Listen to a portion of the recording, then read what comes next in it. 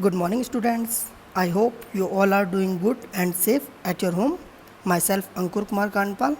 So, today we will discuss our topic in pharmacognosy, that is chemical nature of drugs obtained from plants. तो जो भी हमें plant से chemical nature की जो हमें मिलती है, केमिकल कॉन्स्टिट्यूएंट मिलते हैं, उसके बारे में हम स्टडी करेंगे। तो हमने अभी तक जो भी इसमें स्टडी किया कि हमें क्या क्या केमिकल्स मिल सकते हैं प्लांट से, तो उसमें हमने पहले पढ़ा था कार्बोहाइड्रेट के बारे में पढ़ा था, कार्बोहाइड्रेट के टाइप्स, उसके टेस्ट, ठीक है। देन हमने एल्कलॉइड के बारे में पढ़ा था कि एल्कलॉइड की प्रॉपर्टी क्या होती है, आइसोलेशन ऑफ एल्कलॉइड, ठीक है, टेस्ट फॉर एल्कलॉइड को स्टडी किया था। देन हमने वोलेटाइल ऑयल के बारे में स्टडी किया था कि वोलेटाइल ऑयल क्या होते हैं, उसकी प्रॉपर्टीज़, ठीक है, सोर्सेज ऑफ वोलेटाइल ऑयल और उसका chemical classification of volatile oils. तो आज हम स्टडी करेंगे ग्लाइकोसाइड्स के बारे में।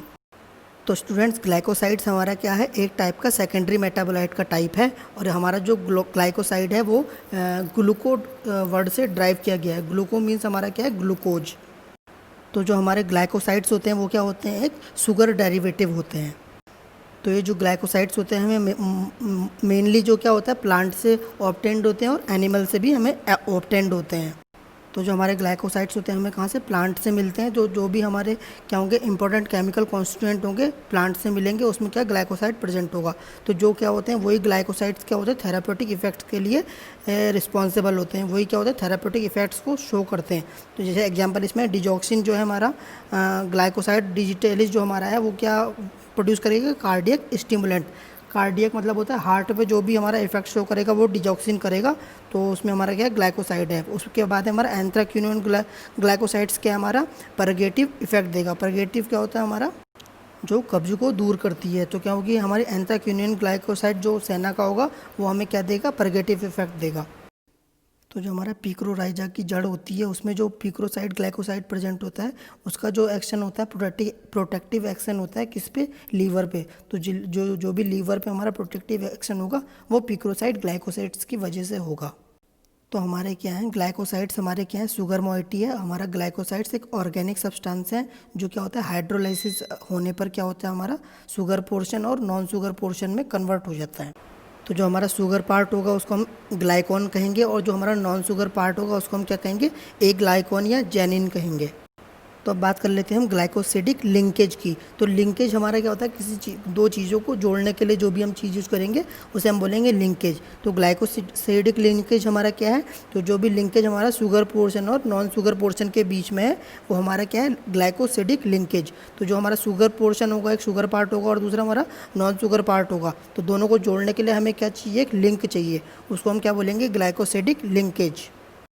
तो ये हमारा ग्लाइकोसाइडिक लिंकेज कैसे फॉर्म होता है, जो हमारा क्या होता है, शुगर का जो OH ग्रुप होता है हमारा, उसका कंडेंसेशन और जो हमारा ए ग्लाइकॉन पार्ट का जो OH ग्रुप होता है उसका कंडेंसेशन हो जाता है। दोनों को मिलकर हमारा क्या बन जाता है, ग्लाइकोसाइडिक लिंकेज।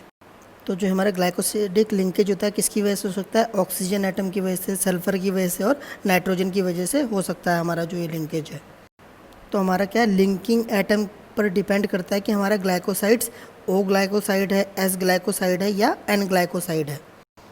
तो अब बात कर लेते हैं हम शुगर पार्ट की। जो ग्लाइकोसाइड्स में क्या शुगर पार्ट है तो उसमें हम बात कर लेते हैं वो क्या हो सकता है, मोनोसैकेराइड हो सकता है या डाइसैकेराइड हो सकता है या पॉलीसैकेराइड हो सकता है। तो हमारा क्या मोनोसैकेराइड में आ सकता है, हमारा ग्लूकोज आ सकता है, ठीक है। तो हमारा डाइसैकेराइड हो गया, पॉलीसैकेराइड। तो जो भी हमारा शुगर प्रेजेंट होगा ग्लाइकोसाइड में वो या तो मोनोसैकेराइड हो सकता है या डाइसैकेराइड या पोलोसैकेराइड हो सकता है। तो क्या होता है, अगर हमारी उसमें कोई शुगर ग्लूकोज प्रेजेंट होगी तो उसको हम क्या बोल देंगे, उस सब्सटेंस को बोल देंगे ग्लूकोसाइड, ठीक है। और अगर क्या उसमें हमारी रहमनोज शुगर प्रेजेंट है तो उस ग्लाइकोसाइड को हम क्या बोलेंगे, रहमनोसाइड, ठीक है। तो जो अगर हमारा क्या जो भी उसमें शुगर पार्ट होगा उसके अकॉर्डिंग हम उसको नेम दे देंगे। तो अगर हमारा क्या है ग्लूकोज प्रेजेंट है तो उसे हम क्या बोलेंगे, ग्लूकोसाइड। और अगर हमारा क्या है रहमनोज शुगर उसमें प्रेजेंट है तो उस ग्लाइकोसाइड को हम बोल देंगे रहमनोसाइड। तो जो हमारा क्या है ग्लाइकोसाइड है वो हमारा एक जनरल टर्म है, उसे हम क्या है शुगर का नेचर पता कर सकते हैं हम ग्लाइकोसाइड के नेम से। तो अब हम बात कर लेते हैं non sugar portion of glycosides की। तो ग्लाइकोसाइड्स का जो नॉन शुगर पार्ट होगा उसको हम क्या बोलेंगे, हम ए ग्लाइकॉन बोल सकते हैं या उसे जेनिन बोल सकते हैं। तो जो हमारा ए ग्लाइकॉन पोर्शन ऑफ ग्लाइकोसाइड्स से क्या हो सकता है, स्टेरॉइड्स हो सकता है, फ्लेवोनॉइड्स हो सकता है, सोथिसाइनोइड्स हो सकता है, एंथ्रासीन हो सकता है या उसके डेरिवेटिव्स हो सकते हैं। तो स्टूडेंट्स अब हम बात कर लेते हैं क्लासिफिकेशन ऑफ ग्लाइकोसाइड्स की। तो ग्लाइकोसाइड्स हम क्या है कि कैसे क्लासीफाई कर सकते हैं, हम शुगर के नेचर के आधार पर कर सकते हैं। और ए ग्लाइकोन जो पार्ट है हमारा नॉन शुगर के नेचर के आधार पर कर सकते हैं, फार्माकोलॉजिकल एक्शन के आधार पर कर सकते हैं, और जो हमारा ए ग्लाइकोन पार्ट है नॉन शुगर पार्ट का जो हमारा केमिकल नेचर है उसके आधार पर हम क्या कर सकते हैं, ग्लाइकोसाइड्स को क्लासीफाई कर सकते हैं। तो उसमें हमारा सिंपली आ जाता है स्टेरॉयडल ग्लाइकोसाइड आ जाता है, सैपोनिन ग्लाइकोसाइड आ जाता है, एंथ्राक्विनोन ग्लाइकोसाइड्स आ जाता है, साइनोफोर ग्लाइकोसाइड्स आ जाता है, आइसोथाइयोसाइनेट ग्लाइकोसाइड्स आ जाता है। ठीक है, तो हम बात करते हैं स्टेरॉयडल ग्लाइकोसाइड्स की। तो ये ऐसे ग्लाइकोसाइड्स होते हैं जिसमें क्या होता है, ए ग्लाइकोन पार्ट होता है और स्टेरॉयड स्ट्रक्चर होता है, स्टेरॉयड स्ट्रक्चर होता है उसमें, और ए ग्लाइकोन पार्ट होता है। ठीक है, अगर क्या होता है उनका कोई स्पेसिफिक एक्शन हार्ट पे होगा तो उसे हम क्या बोलेंगे, कार्डियक ग्लाइकोसाइड्स। तो जो हमारी क्या हुई कार्डियक ग्लाइकोसाइड्स होगा, क्या होगा, एक इलेक्ट्रॉन रिंग होगी उसमें जो क्या होगी 17th कार्बन जो होगी स्टीरॉयडल न्यूक्लियस से अटैच होगी। ठीक है, तो जो इलेक्ट्रॉन रिंग होगी वो क्या होगी, फार्माकोलॉजिकल एक्शन के लिए रिस्पॉन्सिबल होगी।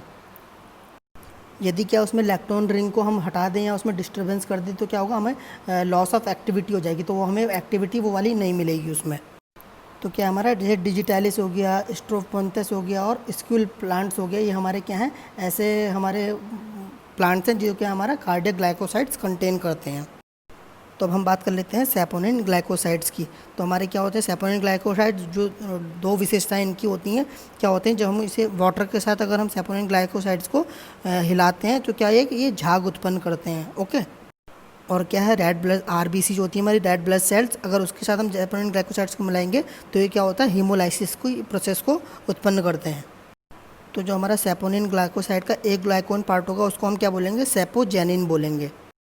तो हमारा सैपोजेनिन क्या क्या हो सकता है, स्टेरॉयड हो सकता है, एग्जाम्पल क्या है, डायसोजेनिन हो सकता है, सैपोनिन फ्रॉम डायस्कोरिया हो सकता है, और ट्राइटर्पिन में हमारा क्या हो सकता है, ग्लाइसिराइजा हो सकता है, और क्विलिलिया हो सकता है।